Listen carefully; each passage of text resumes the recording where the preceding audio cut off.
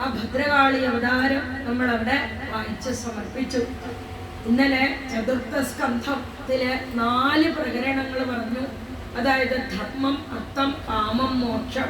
അതിലാദ്യത്തെ പ്രകരണം ധർമ്മത്തെ ധാർമ്മികമായിട്ട് യജ്ഞങ്ങളൊക്കെ അനുഷ്ഠിക്കുമ്പോൾ അത് ധാർമ്മികമായിട്ട് വേണം ആചരിക്കാൻ. അതിനാണ് പഞ്ചശുദ്ധിയോടുകൂടി നമ്മൾ യജ്ഞം ചെയ്യണം എന്ന് പറഞ്ഞു. അതിനാണ് അവിടെ ആ ധർമ്മത്തിന് വിരോധം വന്നാൽ ധാർമ്മികമായിട്ടല്ല യജ്ഞം നടത്തിയെന്ന് വെച്ചാൽ എന്തനർത്ഥാണ് ഉണ്ടാവുക എന്നുള്ളത് ആ രക്ഷയാഗ കഥകളിൽ കൂട്ടി നമുക്ക് മനസ്സിലാക്കി തന്നു. വാസ്തവത്തില് മഹാദേവൻ എന്ന് പറഞ്ഞാൽ നിർഗുണ നിരാകാര സ്വരൂപം ആണ്. അദ്ദേഹത്തിന് കുലമില്ല, ജാതിയില്ല, നാമങ്ങളില്ല, ഇതൊന്നുമില്ല ആളാണ്. എന്നിട്ടും ദക്ഷൻ യാഗശാലയിലേക്ക് കടന്നു വന്നപ്പോ മഹാദേവൻ എഴുന്നേറ്റ് വന്ദിച്ചില്ല എന്നുള്ള കാരണം കൊണ്ടാണ് മഹാദേവനെ ശപിച്ചു. നിനക്ക് യജ്ഞഭാഗമൊക്കെ കിട്ടാതെ പോകട്ടെ എന്നാണ്. വിസ്തരിച്ച് പറയാൻ സമയമില്ല. വാണിയും മക്കടലോചന എന്നൊക്കെ വിളിച്ചതേ. വാസ്തവത്തില് മഹാദേവൻ എന്താ ചെയ്തത്?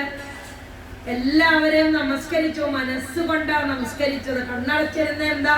ഈ ലോകത്ത് വാസ്തവത്തില് നോക്കുമ്പോ കാണാൻ നല്ലതായിട്ടൊന്നുമില്ല എന്നാണ്. നമ്മൾ ആധ്യാത്മിക പാതയിൽ കൂടി നോക്കുമ്പോ നമുക്ക് എന്താ കാണാൻ നല്ലതായിട്ട് തോന്നുക? സ്മരിക്കുവാൻ നല്ലത് കൃഷ്ണനാമം. അങ്ങനെ എല്ലാ ഭാവത്തിലും ആ കൃഷ്ണഭാവാണ് എല്ലാം നല്ലതില്ലേ. ശ്രവിക്കുവാൻ നല്ലത് കൃഷ്ണനാമം. അങ്ങനെ എല്ലാ ഭാവത്തിലും ആ കൃഷ്ണനെ സംബന്ധിക്കുന്നതൊക്കെയാണ് നമുക്ക് എപ്പോഴും മനസ്സിന് നല്ല സന്തോഷം തരുന്ന ഭാവം, ഭക്തി ഭാവം. ഇതൊന്നും ഇവിടെ ഇല്ലാത്തത് കൊണ്ടാണ് മഹാദേവൻ അവിടെ ലോകഗുരുവാണ്. ആരെയും വന്ദിക്കേണ്ട ആവശ്യമില്ല. അദ്ദേഹത്തെയാണ് എല്ലാവരും വന്ദിക്കേണ്ടതല്ലേ. ആ ഗുരുവിന്റെ അനുഗ്രഹം ഉണ്ടെങ്കിൽ മാത്രമേ ആ പുമാൻ പൂർണ്ണ പ്രശാന്തയേത് ആ ഭാവത്തിലേക്ക് വരുള്ളൂ. അങ്ങനെ എഴുന്നേറ്റ് വന്ദിച്ചില്ല എന്ന് പറഞ്ഞിട്ടാണ് തൻ്റെ മകളുടെ ഭർത്താവാണ് എന്നുള്ള ഭാവത്തിലാണ്. നമ്മളൊക്കെ നോക്കണ പോലെ അവൻ എന്നെ കണ്ടാൽ എന്താ ഒന്ന് ബഹുമാനിച്ച എൻ്റെ മരുമകനല്ലേ എന്നുള്ള ഭാവം നമ്മുടെ ഭാവമാണ് അവിടെ ദക്ഷന്റെ മനസ്സ് തോന്നിയത്.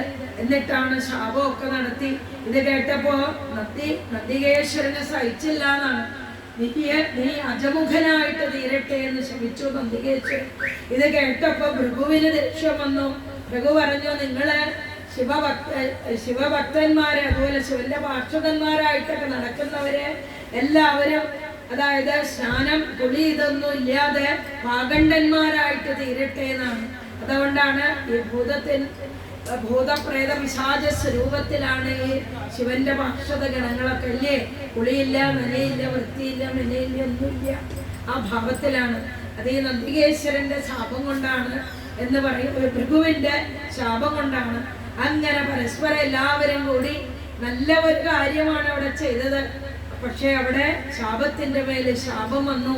അവിടെ ആ ധർമ്മം അങ്ങോട്ട് നടമാട്ടിയെന്നാണ്.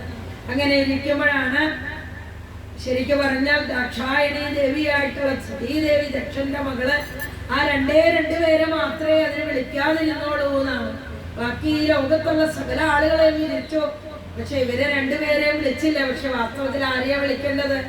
മാതാമേ പാർവതീ ദേവി, പിതാദേവോ മഹേശ്വര, ബാന്ധവാ ശിവഭക്താശ്ച സ്വദേശോ ഭുവനത്രയം.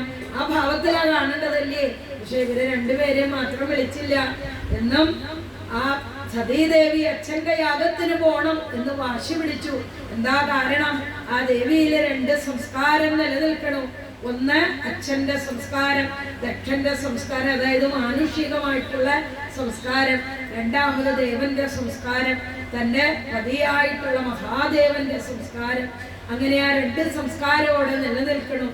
പക്ഷെ രണ്ടും കൂടി അവിടെ നമ്മുടെ മനസ്സിലും അങ്ങനെയാണ്. ധർമ്മവും അധർമ്മവും തമ്മില് പോണോ പോണ്ടിയോ എന്നുള്ള ആ പിടിവലി.